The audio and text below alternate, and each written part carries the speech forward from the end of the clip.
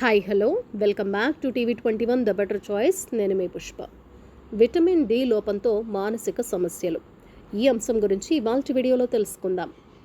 వెన్నుపాము లోపాల సమస్యలను నివారించడానికి గర్భిణీలకు ఫోలేట్ మాత్రలను డాక్టర్లు సూచిస్తూనే ఉంటారు.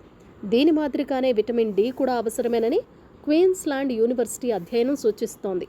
పుట్టినప్పుడు పిల్లలకు విటమిన్ డి లోపం గనక ఉన్నట్లయితే పెద్దయ్యాక మానసిక సమస్యలు తలెత్తే అవకాశం ఎక్కువని బయటపడింది.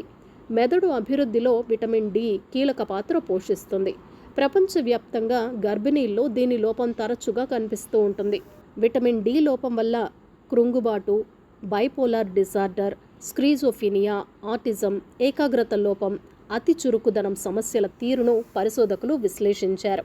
విటమిన్ డి లోపం గల శిశువులకు మున్ముందు ADHD, స్క్రీజోఫీనియా, ఆటిజం తలెత్తే అవకాశాలు ఎక్కువగా ఉన్నాయట. విటమిన్ డి తీసుకోవటం ద్వారా వీటిని నివారించుకోవచ్చు.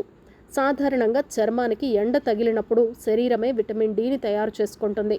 సాల్మన్, టూనా వంటి కొవ్వులతో కూడిన చేపలు, గుడ్లు, పచ్చసొన, పుట్టగొడుగుల వంటి వాటిల్లోనూ కొంత లభిస్తుంది. ఇప్పుడు విటమిన్ డి కలిపిన పదార్థాలు కూడా లభిస్తున్నాయి. చూశారు కదా, విటమిన్ డి లోపంతో మానసిక సమస్యలు తలెత్తే అవకాశం ఉంది. ప్రతి ఒక్కరూ కూడా విటమిన్ డి లోపాన్ని నివారించుకోవాల్సిన అవసరం ఎంతైనా ఉంది. విటమిన్ డి లోపంతో తలెత్తే మానసిక సమస్యలేంటో తెలుసుకున్నాం కదా. మరొక చక్కటి వీడియోలో మళ్ళీ కలుద్దాం. ఈ వీడియో కనుక నచ్చినట్లయితే ఏం చేయాలో తెలుసు కదా.